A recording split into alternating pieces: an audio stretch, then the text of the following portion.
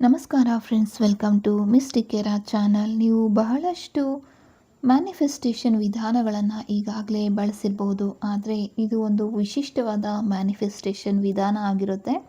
ಕೇವಲ 5 ದಿನಗಳಲ್ಲಿ ನಿಮ್ಮ ಎಲ್ಲ ಆಸೆಗಳನ್ನು ಈಡೇರಿಸ್ಕೊಳ್ಳೋದಕ್ಕೆ ಸಾಧ್ಯ ಇದೆ ಅಂದರೆ ನೀವು ನಂಬ್ತೀರಾ? ಹೌದು, ಲಾ ಆಫ್ ಅಟ್ರಾಕ್ಷನ್ನ ಅತ್ಯಂತ ಶಕ್ತಿಶಾಲಿ ವಿಧಾನ ಇದಾಗಿರುತ್ತೆ. 55x5 ವಿಧಾನ ಒಂದಾಗಿದ್ದರೆ, ಇನ್ನೊಂದು ಟೆಸ್ಲಾ ಅವರ 369 ರಹಸ್ಯವನ್ನು ಬಳಸಿ ಸಾವಿರಾರು ಜನರು ತಮ್ಮ ಅದೃಷ್ಟವನ್ನೇ ಬದಲಾಯಿಸಿಕೊಂಡಿದ್ದಾರೆ. ನಿಮ್ಮ ಆಸೆಗಳು ಈಡೇರಬೇಕಾ? ಹಾಗಾದರೆ ಈ ರಹಸ್ಯ ಸೂತ್ರ ಖಂಡಿತ ನಿಮಗಾಗಿನೇ. ಜಗತ್ತಿನ ಶ್ರೇಷ್ಠ ವಿಜ್ಞಾನಿಗಳಲ್ಲಿ ಒಬ್ಬರಾಗಿರುವಂಥ ನಿಕೋಲಾ ಟೆಸ್ಲಾ ಒಂದು ಅದ್ಭುತ ಮಾತು ಹೇಳಿದರು. ನೀವು ಯೂನಿವರ್ಸ್ನ ರಹಸ್ಯಗಳನ್ನು ತಿಳ್ಕೊಳ್ಬೇಕಾದ್ರೆ ಶಕ್ತಿ ಮತ್ತು ಎನರ್ಜಿ ಅಂತಾರಲ್ವ, ಅದು ಫ್ರೀಕ್ವೆನ್ಸಿ ಮತ್ತು ವೈಬ್ರೇಷನ್ ರೂಪದಲ್ಲಿ ಯೋಚನೆ ಮಾಡಬೇಕಾಗುತ್ತೆ. ಅಷ್ಟೇ ಅಲ್ಲ, ಇವರು ಮತ್ತೊಂದು ರಹಸ್ಯನ ಕೂಡ ಹೇಳಿದರು. 3, 6 ಮತ್ತು 9 ಮಹತ್ವವನ್ನು ತಿಳ್ಕೊಂಡ್ರೆ ನಿಮ್ಮ ಕೈಯಲ್ಲಿ ಇಡೀ ಬ್ರಹ್ಮಾಂಡದ ಕೀಲಿ ಕೈ ಇರುತ್ತೆ ಅನ್ನೋದನ್ನು.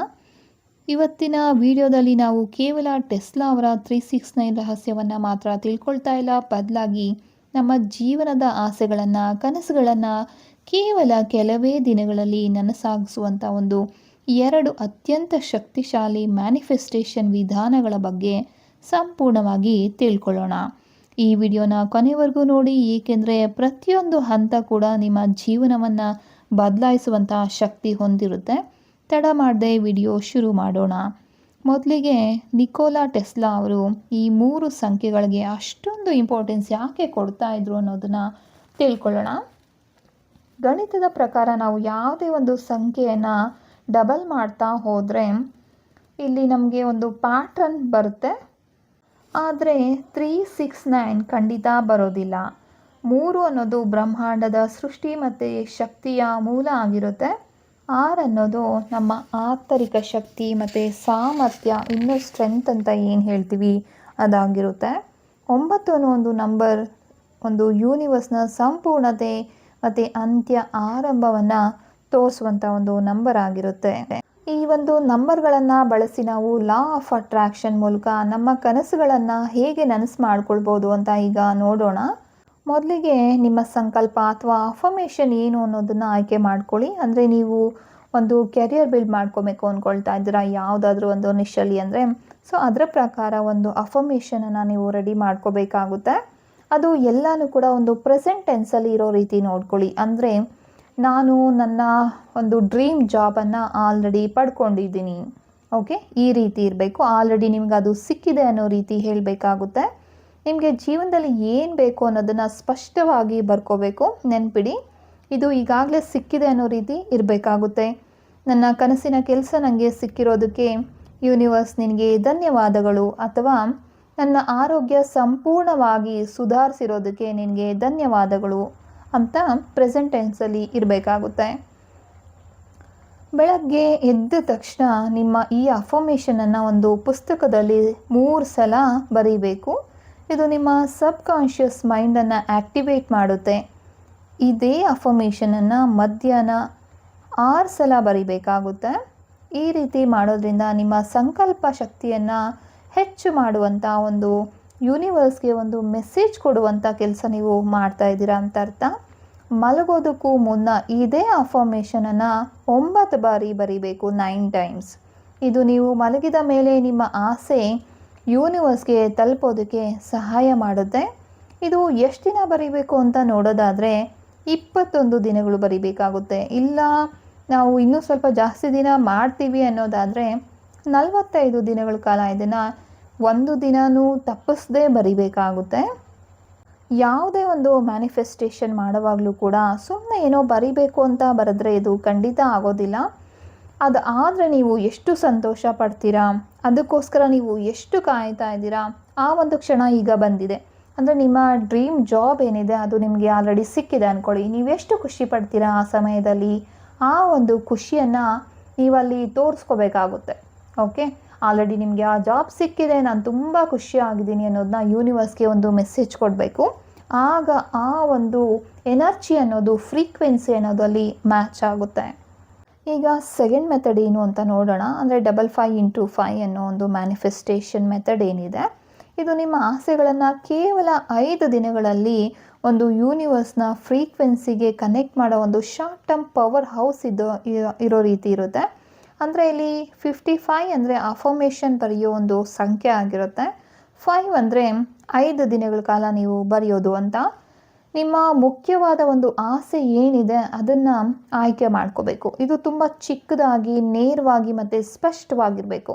ಎಕ್ಸಾಂಪಲ್ಗೆ ಹೇಳೋದಾದರೆ, ನಾನು ಈ ತಿಂಗಳು 50,000 ಗಳಿಸ್ತಾ ಇದ್ದೀನಿ, ಅದಕ್ಕೆ ನನಗೆ ತುಂಬ ಸಂತೋಷ ಆಗಿದೆ. ನೀವು ಅಲ್ಲಿ 30,000 ಆ ರೀತಿ ನಿಮಗೆ ಒಂದು ಅರ್ನಿಂಗ್ ಬರ್ತಿದೆ ಅನ್ನೋದಾದರೆ 50,000 ಬರೀಬೇಕು. ನಿಮಗೆ ಎಷ್ಟಿದೆಯೋ ಅದಕ್ಕೆ ಹತ್ತಿರ ಆಗಿರೋ ರೀತಿ ಒಂದು ನಂಬರನ್ನು ಆಯ್ಕೆ ಮಾಡ್ಕೋಬೇಕು.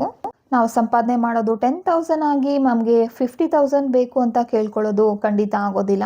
ನಿಮಗೆ 10,000 ಬರ್ತಿದೆ, 20,000 ಬರಬೇಕು ಅಂತ ಕೇಳ್ಕೋಬೇಕು. 50,000 ಬರ್ತಿದೆ, ಒಂದು 75 ಈ ರೀತಿ ಒಂದು ಹತ್ತಿರದ ನಂಬರನ್ನು ನೀವು ಆಯ್ಕೆ ಮಾಡ್ಕೋಬೇಕು.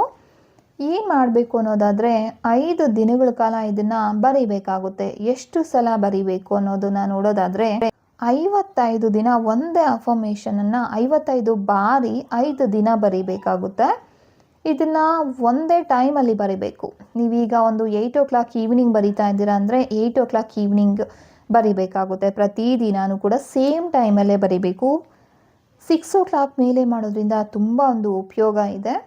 ಮತ್ತು ಸೇಮ್ ಮೆಥಡ್ ಬರೆಯೋವಾಗ ಅದು ಆಲ್ರೆಡಿ ಆಗಿದೆ ಅನ್ನೋದನ್ನು ವಿಶ್ವಲೈಸ್ ಮಾಡ್ಕೊಳ್ಳಿ, ಅದನ್ನು ಅನುಭವಿಸ್ಬೇಕು, ಎಕ್ಸ್ಪೀರಿಯನ್ಸ್ ಮಾಡಬೇಕು. ನಾವು ಅಷ್ಟು ಸಂತೋಷವಾಗಿದ್ದೀವಿ ಈ ದುಡ್ಡು ಇಷ್ಟು ದುಡಿತಾ ಇರೋದ್ರಿಂದ, ಈ ರೀತಿ ಒಂದು ವಿಶ್ವಲೈಸ್ ಮಾಡ್ಕೊಳ್ತಾ ಖಂಡಿತ ಬರಿಬೇಕಾಗುತ್ತೆ. ಬರೆಯೋದಕ್ಕಿಂತ ಮೊದಲು ನಿಮ್ಮ ಫೋನ್ ಸೈಲೆಂಟಲ್ಲಿರಲಿ, ಯಾರು ಕೂಡ ನಿಮ್ಮನ್ನು ಡಿಸ್ಟರ್ಬ್ ಮಾಡದೇ ಇರುವಂಥ ಒಂದು ಪ್ಲೇಸಲ್ಲಿ ಕೂತ್ಕೊಂಡು ಬರಿಬೇಕಾಗುತ್ತೆ. ಮತ್ತು ಅಲ್ಲಿ ಫೋನ್ ಡಿಸ್ಟ್ರಾಕ್ಷನ್ಸ್ ಆಗಿರ್ಬೋದು, ನಿಮ್ಮ ಮನಸ್ಸು ಬೇರೆ ಕಡೆ ಕೂಡ ಹೋಗಬಾರ್ದು. ಆ ಒಂದು ವಿಷಯದ ಬಗ್ಗೆನೇ ಕಾನ್ಸಂಟ್ರೇಟ್ ಮಾಡಬೇಕು. ಯಾವುದೇ ಒಂದು ನೆಗೆಟಿವ್ ಥಾಟ್ಸ್ ಅನ್ನೋದು ನಿಮ್ಮ ಮನಸ್ಸಲ್ಲಿ ಸುಳಿಬಾರ್ದು. ನ್ಯೂಮರಾಲಜಿ ಪ್ರಕಾರ 5 ಅನ್ನೋದು ಒಂದು ಬದಲಾವಣೆ ಮತ್ತು ರೂಪಾಂತರದ ಸಂಖ್ಯೆ ಆಗಿರುತ್ತೆ. ನೀವು 5 ದಿನಗಳ ಕಾಲ 55 ಬಾರಿ ಒಂದೇ ವಿಷಯದ ಮೇಲೆ ಗಮನ ಹರಿಸಿದಾಗ ನಿಮ್ಮ ಮೆದುಳಲ್ಲಿರುವಂಥ ಒಂದು ರೆಟಿಕ್ಯುಲರ್ ಆಕ್ಟಿವೇಟಿಂಗ್ ಸಿಸ್ಟಮ್ ಈ ವಿಷಯಕ್ಕೆ ಸಂಬಂಧಿಸಿದ ಅವಕಾಶಗಳನ್ನು ನಿಮ್ಮತ್ತ ಸೆಳೆಯೋದಕ್ಕೆ ಶುರು ಮಾಡುತ್ತೆ. ಫ್ರೆಂಡ್ಸ್, ನೆನಪಿರಲಿ, ಈ 2 ವಿಧಾನಗಳು ತುಂಬ ಶಕ್ತಿಶಾಲಿ. ಆದರೆ ಅನೇಕರು ಇವುಗಳನ್ನು ಮಾಡುವಾಗ ಕೆಲವೊಂದು ತಪ್ಪುಗಳನ್ನು ಮಾಡ್ತಾರೆ. ಹಾಗಾಗಿ ಈ ನಿಯಮಗಳನ್ನು ನೆನಪಲ್ಲಿಟ್ಕೊಳ್ಳಿ. ಇದು ಕೆಲಸ ಮಾಡುತ್ತೋ ಇಲ್ವೋ ನೋಡೋಣ ಅನ್ನೋ ಒಂದು ಅಪನಂಬಿಕೆಯಿಂದ ಮಾಡಬಾರ್ದು. 100% ನಂಬಿಕೆಯಿಂದ ಮಾಡಬೇಕಾಗುತ್ತೆ. ಒಂದು ಆಸೆನ ಒಂದೇ ಸಲ ಹೇಳ್ಕೋಬೇಕಾಗುತ್ತೆ. ಒಂದು ಸಲ ಒಂದು ಆಸೆ ಮಾತ್ರ ಇರಬೇಕು. ಅಂದರೆ 369 ಆಗಿರ್ಬೋದು ಅಥವಾ 55 x 5 ಮಾಡುವಾಗ ಒಂದು ಸಲಕ್ಕೆ ಒಂದು ಮೆಥಡನ್ನು ಮಾತ್ರ ಉಪಯೋಗ ಮಾಡಬೇಕು. ಈ ಸಲ ಮದುವೆ ಆಗಬೇಕು ಅಂತ ಕೇಳ್ಕೊಂಡಿದ್ದೀರಾ ಅಂದರೆ ಅದು ಮುಗಿಯೋವರೆಗೂ ವೆಯ್ಟ್ ಮಾಡಬೇಕಾಗುತ್ತೆ. ಮತ್ತೊಂದು ಆಸೆಯನ್ನು ನೀವು ಯೂನಿವರ್ಸಲ್ಲಿ ಹೇಳಬೇಕು ಅನ್ನೋದಾದರೆ ಇದನ್ನು ಮೊಬೈಲ್ ಮತ್ತು ಲ್ಯಾಪ್ಟಾಪ್ನಲ್ಲಿ ಟೈಪ್ ಮಾಡಬಾರ್ದು. ಪೆನ್ ಹಿಡಿದು ಒಂದು ಪೇಪರ್ ತೊಗೊಂಡು ನಿಮ್ಮ ಕೈಯಾರೆ ಬರೆದಾಗ ಮಾತ್ರ ಅದು ಮೆದುಳಿನ ನರಗಳನ್ನು ಆ್ಯಕ್ಟಿವೇಟ್ ಮಾಡೋದಕ್ಕೆ ಸಹಾಯ ಆಗುತ್ತೆ.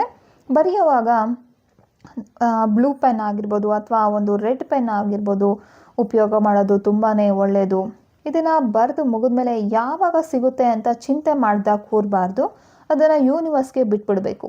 ನಿಮ್ಮ ಏನಿದೆ, ನಿಮ್ಗೆ ಏನು ಕೊಡಬೇಕು ಅನ್ನೋದು ಖಂಡಿತ ಯೂನಿವರ್ಸ್ಗೆ ಗೊತ್ತು. ನಿಮ್ಮ ಒಂದು ದಿನಚರಿ ಹೇಗಿರುತ್ತೆ ಅದು ಯಾವಾಗಲೂ ಅದೇ ರೀತಿ ಇರಬೇಕು. ಇದನ್ನು ಬಿಟ್ಬಿಡಬೇಕಾಗುತ್ತೆ ಯೂನಿವರ್ಸ್ ಮೇಲೆ. ಸೊ ನಿಕೋಲಾ ಟೆಸ್ಲಾ ಅವರ 369 ವಿಧಾನ, ಮ್ಯಾನಿಫೆಸ್ಟೇಷನ್ ವಿಧಾನ ಏನಿದೆ, ತುಂಬ ಒಂದು ಕನ್ಸಿಸ್ಟೆಂಟ್ ಆಗಿ ನೀವು ಮಾಡೋದ್ರಿಂದ ಖಂಡಿತ ನಿಮಗೆ ಒಂದು ಒಳ್ಳೆಯ ರಿಸಲ್ಟ್ ಅನ್ನೋದು ಸಿಗುತ್ತೆ. ಈ 55 x 5 ಅನ್ನೋದೇನಿದೆ ಅದು ಕೂಡ ಒಂದು ನಿಮ್ಮ ಒಂದು ಕಾನ್ಸಂಟ್ರೇಷನನ್ನು ಚುರುಕು ಮಾಡೋದಕ್ಕೆ ಸಹಾಯ ಮಾಡುತ್ತೆ. ಅಷ್ಟೇ ಅಲ್ಲದೆ ನಿಮ್ಮ ಸಬ್ಕಾನ್ಷಿಯಸ್ ಮೈಂಡನ್ನು ಆ್ಯಕ್ಟಿವೇಟ್ ಮಾಡುತ್ತೆ.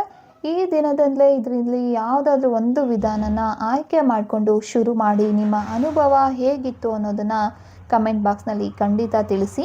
ನಿಮಗೆ ಈ ವಿಡಿಯೋ ಇಷ್ಟ ಆಗಿದ್ರೆ ಲೈಕ್ ಮಾಡಿ, ನಿಮ್ಮ ಫ್ರೆಂಡ್ಸ್ ಜೊತೆ ಶೇರ್ ಮಾಡಿ.